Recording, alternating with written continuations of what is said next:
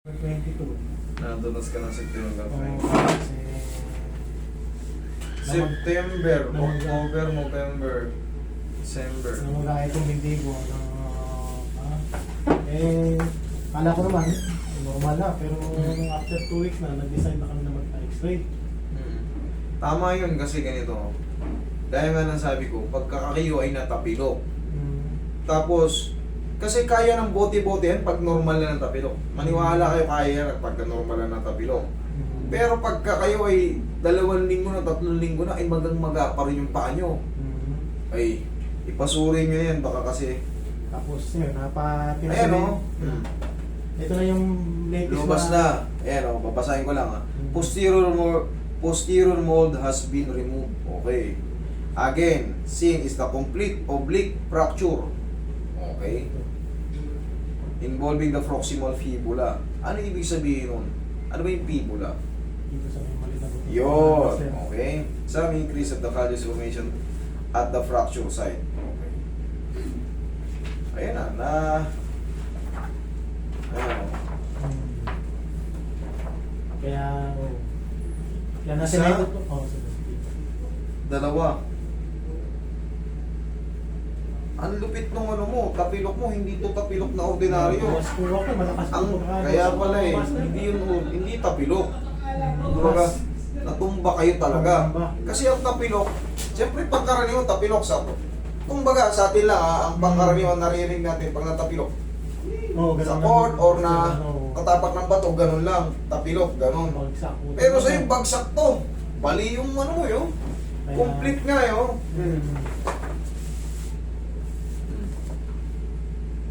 Ano? Kaya pala hindi. Kaya pala ilang buwan na. 3 buwan na. October 8 sa Master Masemento hanggang October 29. Ngayon, nung nagpa-check up kami, yung sa fibula, sabi pala ni Doc, nung tinanggal ng October 20 na, huwag na muna ako maglakad ng saklay, may saklay muna. Kaya 1 month pa ako nung naglakad na may saklay. Alam mo kung bakit? Kaya ka binili na ng gano'n kasi babataas yung fracture mo. Ay! Ayan, biyak yan yung dulo. Ang laki ng pagkabiyak nito. Kaya hindi ka talaga makakalakad. Kasi itong maliit, ayan, itong maliit, basag nito mo, di ba? Siyempre pag naglalakad ka, ito, yung shaft na to, tatama yan o, ito, yan o. Nadidiin mo, gumagalaw to yung crack dito. Kaya hindi mo maindiin, masakit talaga. Kaya sabi ni Doc, huwag mo munang ano, kasi nga lumalaki yung, pag gumagalaw, lumalaki yung siwang ng biyak. Kasi putol talaga eh. Kailangan yun, Saklay. depensa ka muna. Para ang bibigat, ito bibigat, tsaka dito. Kasi pag yan nga, dinindiin mo, pinilit mong idiin, gagalaw yung biyak, yung fracture. Kaya nakalakad ako, Master, November 27 na. Tapos wala naman masakit na, tsaka dito. Nung nailakad ko, nung mga first 1 week, masakit. Pero nung after na nun, nawala na yung sakit niya. Ngayon, anong problema? Kung wala Problema kang masakit, ngayon, Master, may maga pa rin. namamaga pa rin. Oo. O di ibig sabihin, sumasakit-sakit pa rin pag napapakit. Wala naman ako nararamdaman ng sakit. Namamaga pa rin. Namamaga pa rin. Kaya, tsaka pagka naglalakad-lakad na ako sa bahay, may parang nagmasa na mga magagawin. Parang nabibing ka. Pag-aaral pa natin dito sa iba pa. Baka hindi pa gaano nakita. Baka may problema ka rin dito sa mga shaft dito eh.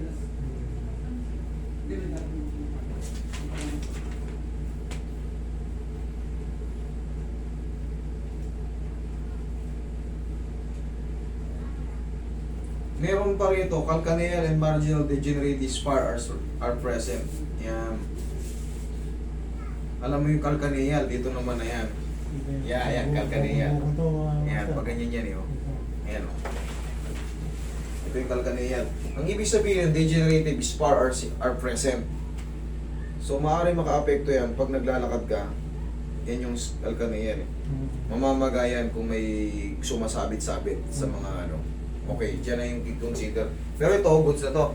Oo, dahil okay naman na sabi nito. Hindi naman naabutin yung pag hinatak. Okay, sige. Total, dito ka nagtiwala eh. Oo, tiwala ako sa inyo, Master. Ikaw ka dyan.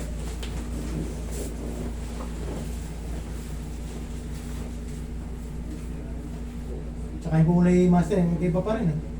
Hindi, mataas pa yung bumamaga niya, sir. Tama ka, iba yung kulay niya. Malalaman mo kasi ito mapusyaw. Ito parang binat. Ayan, no? Mamula-mula na parang naglalaban ng ano. Tsaka hindi ko pa rin siya maigalaw ng kamukha ng sa kaliwa ko. Hindi, ganito yan. Maaring hindi mo ma-perfect yung pag ganon. Yung sagad na ganon. Bakit? Kasi may biyak yung dulo. Yung biyak na dulo, pag naghilom, kung ano yung pinaghiluman niya, yun na yun ko. Eh, siyempre, hindi ka naman inopera para ibalik yung nabangal eh. Humilom na yun doon. Ngayon, siyempre, kakapitan ng laman yun. Yung laman na yun, or yung lamad na yun, isa yun sa pipigil, sa pinaka-edge. Oo. Kasi tatapal na siya ron eh. Parang kilo, peklat, kumiloids. Subukan mong binatin, konting binat mo lang, inat na kagad. Masasaktan ka na pag sinagad mo yung binat. Ganon din yan sa mga naghihilom na fracture. Eh may fracture, may nabangal na ano eh. Yan o, may narkera nito po. Ayan o, may natuklap. Maliit lang siyang tignan, pero pag sa actual yan, yung maliit na buto na yun, siyempre, ano to, x-ray, shadow lang yung iba. Pero idol, maghihilo din naman siya.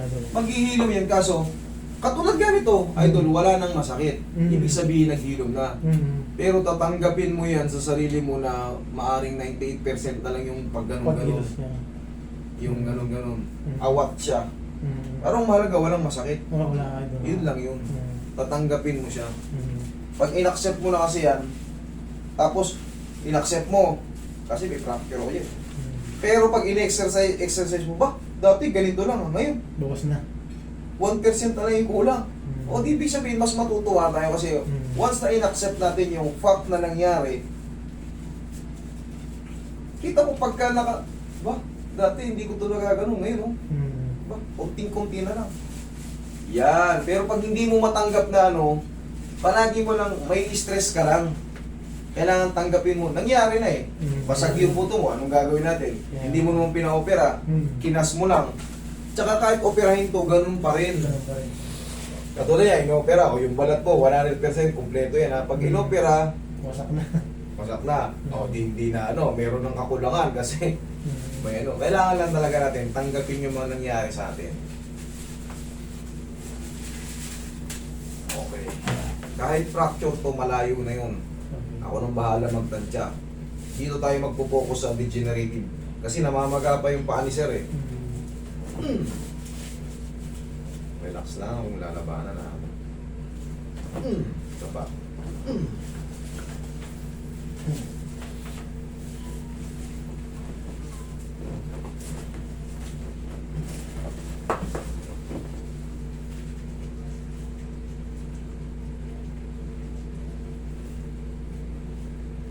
May sumabit kanina.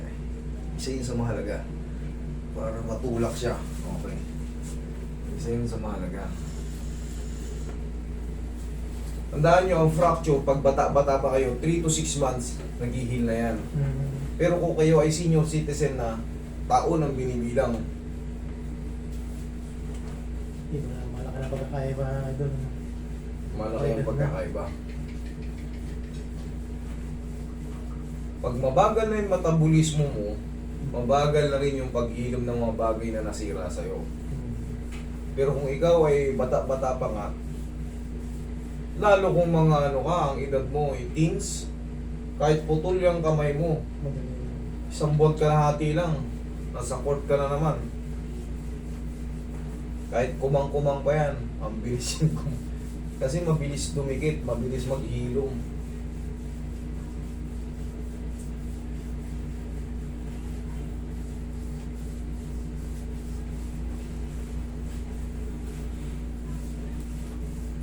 Ano ka ba, nalaglag? Sa numulang kasi na idol eh, pumunta ako ng bangko doon sa amin. Pagkakbangko nun, medyo manipis pala yung kinelas ko, yung ano, dulas ako ng mataas. Nadulas ka Pagkapa naman? ko, masyadong bigla kasi nung pangyari eh. Parang naano ko lang, baksak nga ako eh. Gano'n na.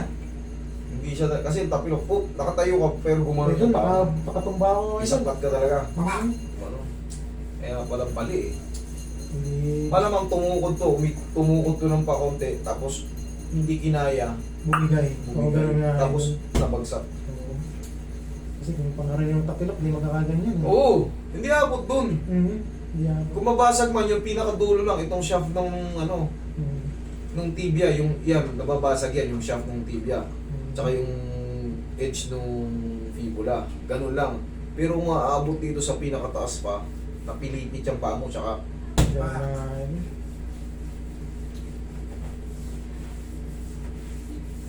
buti nag-decide kayo, hindi kayo nagpadalos-dalos.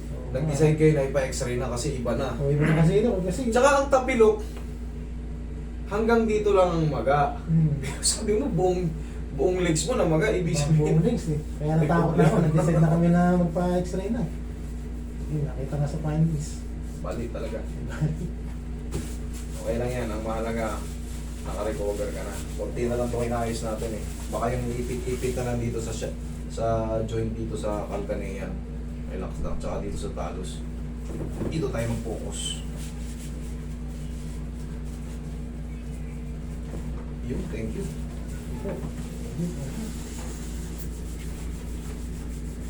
Nag-aalala lang. Alam niyo kung bakit ko inuulit? Kasi natatantya ko na kailangan may inaantay akong tumunog. Yun na. Tumunog na, naramdaman mo. Kaya na yun. Yun ang pinagkaiba nung nag-aral sa sumusunod pa lang na bago sa akin. Kasi yung iba, Master, ginawa ko, hindi ko na perfect. Kasi iba yung estimation ko, iba yung knowledge ko pa sa inyo. Yun. Pero sa katagalan din, mag-focus lang kayo. Ito kasi hindi nakakamatay ito. Maliban na lang kung talagang hatake nyo ng malakas para maka-apekto ron. Pero dito, pag may nag-hold doon, hindi ma-apekto nyo. Sir, testing. Pag may isa pa, higa ka. Pagka, yan, kunyari, may swelling pa ng konti, di ba? Paano yan, paano kayo, paano mabilis yan? I-elevate nyo yan. Akaning isang una. Ganito ang tamang paglagay ng ano. Yan. Yan. Bakit sila mo? Isa lang, yan. Yan ang tama muna. Pag matutulog ka, ganyan. Para kinabukasan, yung swell na yan, wala na yan. Check mo yun. Tignan mo kung nasaktan ka ba rin sa ginawa kong adjustment. Wala, Master. Wala. Mas lalong lumambing, mas Parang kumain. mas okay pa yung paglakad ko ngayon. Hindi pa lang, hindi pa nakayos. Sige. Kumata. Ayos na yan, ayos idol. Alam ko Salamat, na yan. idol. Thank you. Dati sa YouTube ko ay napapalagay, nakita ko na Mamaya, yung sarili mo naman mukha ko. Okay? Sige, thank you. Sige po, salamat po. Ha?